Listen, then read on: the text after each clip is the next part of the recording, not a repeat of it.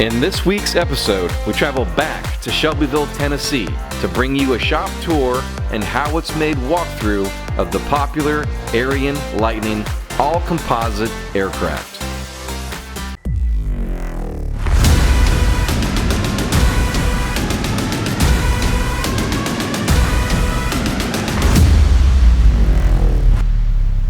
Hello, Nick Otterbeck, Ariane Aircraft. We're the kit manufacturer for the Lightning Classic, the Lightning Light Sport, and the Lightning XS. A couple aircraft here today. And behind me we're building, under our Builder Assist program, are both Sport Lightnings.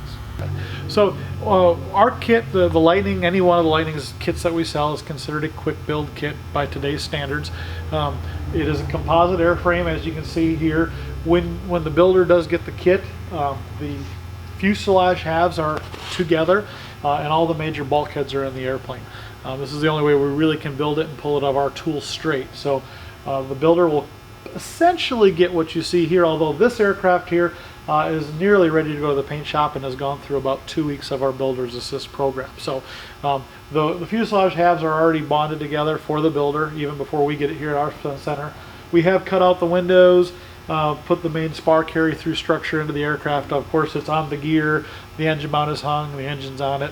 So it's been through a couple of weeks of work, but this is essentially how you see the aircraft.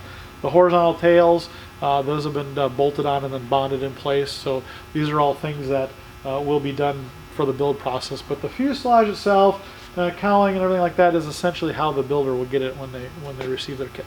Stop. Let me rewind to where the manufacturing actually begins.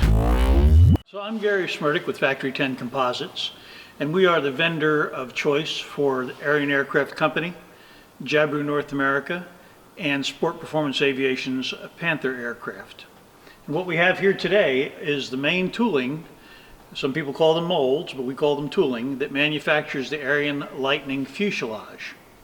This is a two-piece tool that the left hand and the right half are laid up separately. They're cured, then properly prepared and bonded together through a series of different processes. Then all the bulkheads are added, and in about 3 days' time you have from a bare tool to a completed fuselage.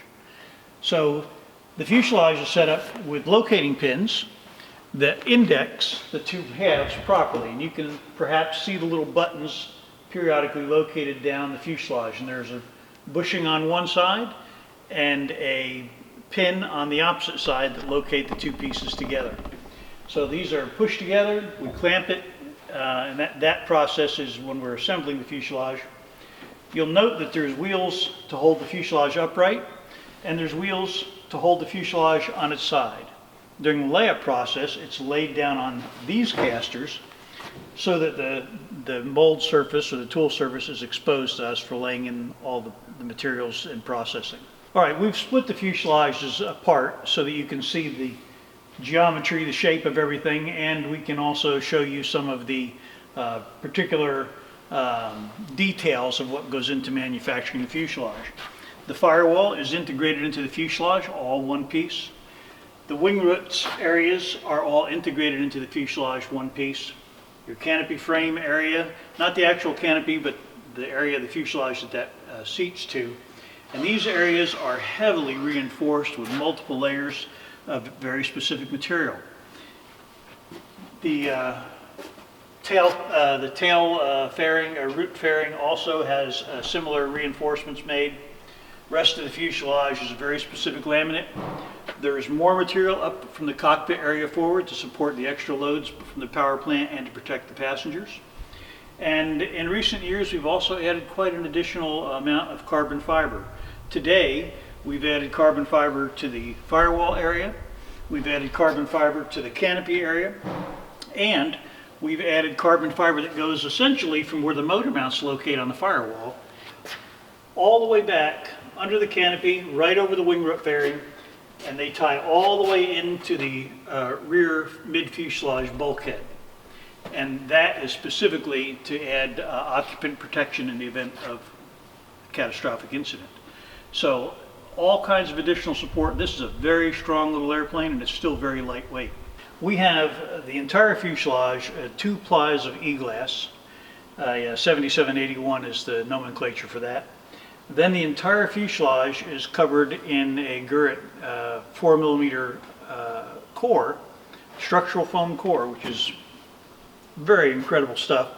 And the back half of the fuselage gets another ply of 7781, and everything basically about from your rear window forward has an additional 3 to 4 plies, depending on what we're doing with it. And again, as I mentioned, well, then it's bagged and put under vacuum before the infusion process. However, as I mentioned before, there is a great deal more support done in the tail and wing root fairings, around the canopy, and up at the firewall location.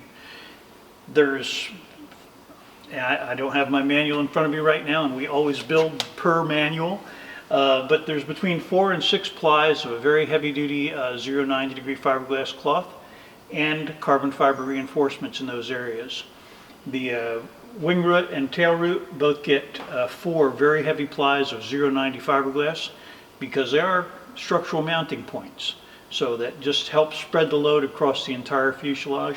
Again, very lightweight, very strong, and very well constructed. The infusion process is amazing. It takes us about 2 days to lay this up properly, and it only takes 20 minutes to infuse. What are the power plant options for the Lightning? Okay, so this aircraft right here, we have a Jabiru 3300 aircraft engine. This is the engine the aircraft was originally designed around when we started the program back in 2002. So it's still very popular in our sport model aircraft, either factory built or home built. We also have the Titan 340 or Titan 370 series aircraft engines. Those are also offered in the engine in the aircraft. There are other popular engines out there that a home builder could install, as long as they fit the weight and horsepower requirements. They're a good match to the Lightning. Hey, thanks for joining me on this episode. Let me show you who's made all these videos possible. Awesome companies like Dynon Avionics at dynonavionics.com, AirTech Coatings at airtechcoatings.com, Airworks at airworksaviation.com, and visit our website at experimentalaircraftchannel.com for events, our video library arranged in easy to find playlists on specific topics, affiliate products, aviation merchandise, and so much more. Alright everyone, before we jump back in, if you like these videos that we are producing weekly, rivet down that like button and engage all notifications by hitting that bell so you don't miss a single episode. Remember to check out the description below this video for links and special affiliate offers available to you. And being that we are talking about engines right now, what is the major performance gains going from the 120 horsepower Jabiru on up? So a clean built, non-light sport compliant Jabiru powered kit is a good 130 knot cruising aircraft with about 1,000 foot per minute climb. That's a good solid performing airplane at about 6 gallons an hour. If we put the Titan 340 in the aircraft, we can see cruise speeds up to 170 knots and climb speeds in the 2,000 foot per minute range at gross. So we're standing in front of a set of wings here. Obviously these wings have been worked for about 2 weeks through our builder assist program, but for the builder, when you do get the wings, you'll notice that they do have a gray gel coat on them. We need a gel coat to get them out of the tool, or a mold release of some sort, so we use the gel coat. It fills in all the pinholes, and this is called a paint ready gel coat, not a thick one on a truck top or a boat. So you sand most of it off and the wings are ready to paint. This little, you can see this laminated skin here, these are our wing root gap seals. That is something the builder does have to do. All the flap brackets that are in the flaps and in the wing are already set at the factory, not by us, but our supplier puts those in so that the flaps are jigged in the right place on the wing and the flap. The builder does have to put the aileron hinges onto the wing. They're done at the other end down there. But essentially, these wings are basically how you would see them. We do have fuel tanks in the wings. Right there you can see. It's a fiberglass fuel tank. The builder will get those. They are closed and pressure tested, but not sealed yet. So part of what the builder will have to do is take this out. We provide sealer in the kit, seal the tank, let it air dry, and then pressure test it, and then leak test it again with fuel once you're done. But that's what's new in these aircraft versus Lightnings that were sold several years ago is we have 40-gallon removable fuel tanks. They're easy to maintain, they're easy to build and work on. If you ever have to replace one, we can do that. It's no longer part of the wing. You have to remove the wing to get to them, but we can. These kits versus kits that were sold, as long as we're here talking about wings, I like to kind of blow this little horn here. These are our new carbon fiber spars on this aircraft. We've been shipping everything last year and this year have come equipped with our carbon fiber spars. The idea behind the spar, really to start, was to make the construction of the spar more repeatable and better, basically, better quality control on that. And the spars we had before, we designed those back in 2002. It was old technology. Now with carbon fiber and everything else, we can build something that's much stronger and much lighter. So these spars and these wings are rated to 1,850 pounds at +6 or -4 G. What that means for the sport pilot is you got a really strong wing. What that means for everybody else is the aircraft actually is physically 40 pounds lighter overall. So free weight, it's right on the spar, right on the CG, doesn't affect anything, and you got an airplane that's 40 pounds lighter.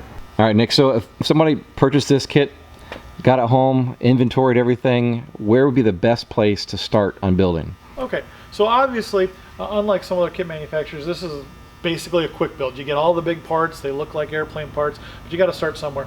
We usually will tell the builders, hey, let's start with the fuselage, okay? There's a lot going on, a lot to work on. We'll leave the wings till later. Plus, they take up a lot of room once you put them on the fuselage. So we'll take the fuselage, we'll start with the main spar carry-through structure. That's what we tell people to get that fitted, get that in the airplane, get it up on the main landing gear. From there, it's easy to block the tail up on a sawhorse. You can build the horizontal stabs, you can build the rudder of the elevator. If you should have your engine already, you can work on hanging the engine, hanging the motor mount, and getting the airplane well balanced. But we like to start with the fuselage and kind of work our way through that, get as much done as we physically possibly can, and then go on to working on the wings.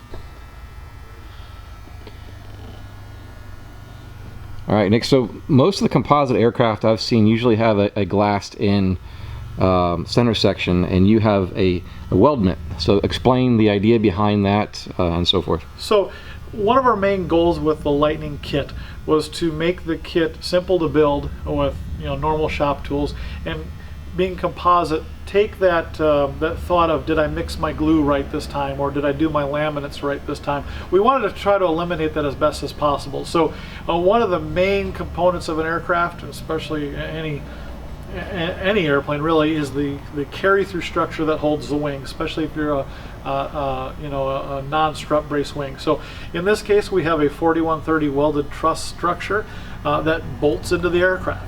So time must be taken to put it in straight, put it in there square to the fuselage, but all of the wing loads, all the main gear loads are taken up by a part that you bolt in. And we figure the majority of builders can drill holes and follow CAD drawings and bolt the structure in, versus having to make sure that your glue is the right temperature that day, your mix was right, or the laminate schedule is right. So this takes a lot of that, I think a lot of that not fear, but that anxiety out of having to bond in part that's going to hold your airplane up for the rest of its life. So you mentioned you start with the fuselage first if you had your choice. Yep. And then move on to the wings. Being this is at the quick build stage. Yes. About how long does it take to completely assemble this? So we advertise, a total build time of somewhere around 800 hours. Pre-paint, we like to call pre-paint, because we assume people are going to paint the aircraft. Probably about 500 hours of building to get the aircraft to where it's ready to go to the paint shop. So that's the main structure, the basic structure, hanging the engine, fitting cowling, building the canopy, and everything like that. Should take you up to around 450, 500 hours. And then another couple hundred hours on the backside to wire the aircraft, get the wings back on, rig it, and get it to where it's flight ready. All right, so walking through your shop here, I noticed there's two different landing gear configurations. If you could explain this, I think is your primary, and then your secondary option. So being that this aircraft has a Jabiru engine on it, we swing a 62-inch prop. So we don't have a very long prop, and so ground clearance is not real a big issue. So this airplane is actually built a lot lower than our XS model. It is on our spring aluminum landing gear. It's a tube type gear. Actually, it's tapered. It's got multiple tapers in it to do what we want. But this is what we would call our classic or light sport gear. This landing gear is designed to hold loads up to 1,550 pounds, and it works really, really well with the Jabiru as far as ground clearance sounds. Later on, we'll go take a look at our XS model. That airplane sits up much higher and is on a spring steel gear because we have the opportunity to run 72 or 74-inch props on Titan or Lycoming type engines.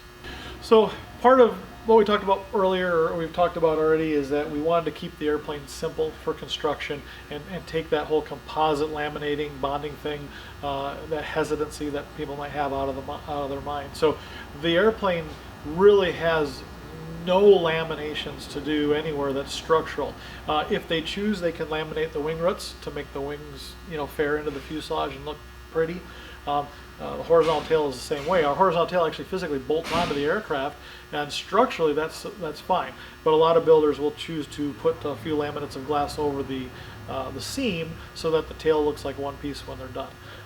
There are scoops, and the canopy bubble has to be bonded to the canopy frame, but that's a matter of mixing some Aeropoxy or something, or West Systems up in 2-part with some flock and bonding the bubble on. So as far as closing wings or gluing horizontal tails on and things like that, there's just none of that to do with our composite kit.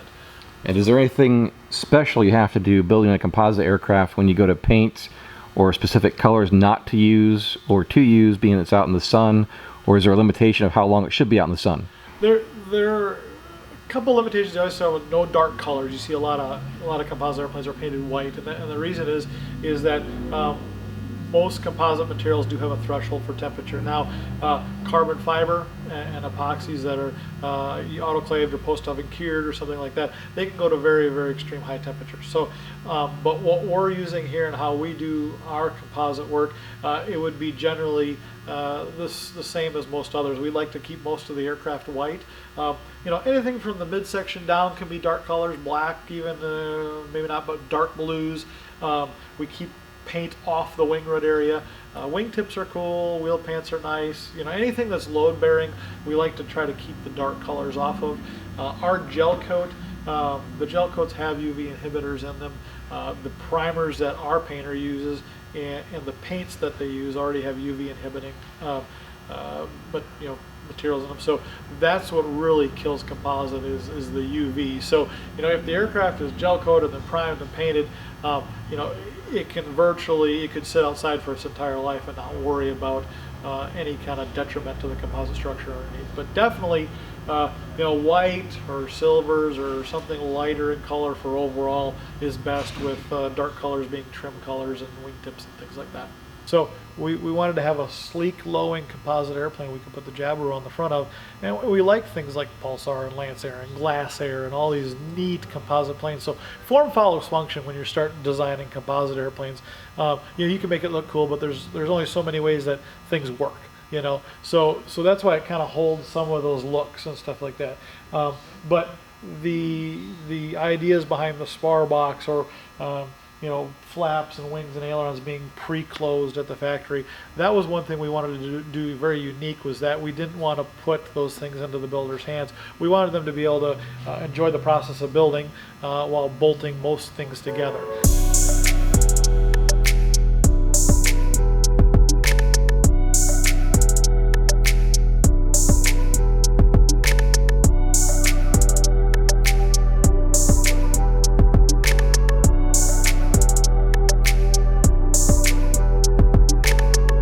All right, Nick, if you could tell us the performance numbers of this aircraft. What does it take off at? What does it climb at? cruise and all the good stuff. Okay, so we're standing in front of our high performance model right here. This is the Lightning XS.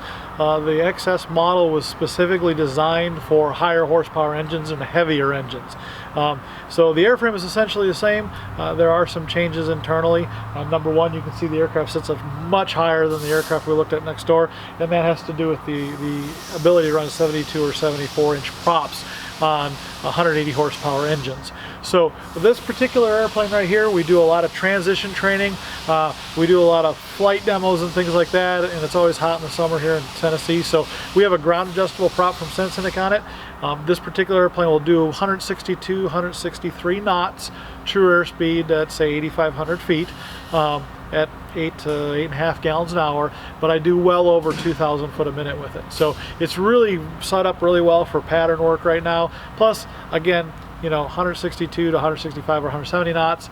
The trade-off there, I like the climb rate for it, but I have most of my customers, they build the airplane, they set the prop up, or they buy a prop that will give them around 170 knots cruise and around 12 to 1,500 foot a minute. And again, that's a gross weight of 1,850 pounds. So, like I said, I like to climb fast, and I don't mind the 10 knot loss in speed on that, but we do pretty good with the airplane.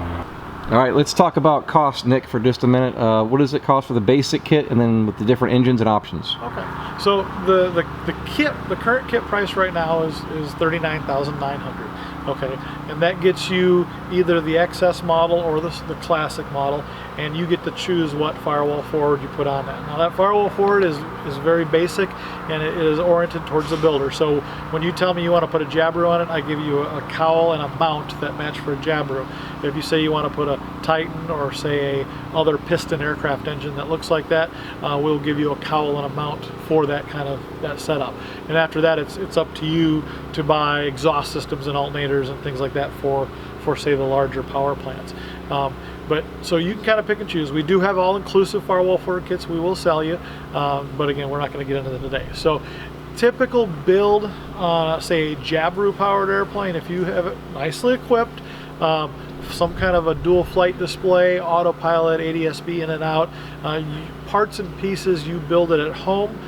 With the Jabiru engine, you're about $90,000, and that's all brand new parts. So we're talking apples to apples there. That's all brand new stuff. If you want to build an XS with, say, the Titan on the front of it, you're going to be right in that $100,000 range with all brand new parts and pieces for a very well-equipped airplane.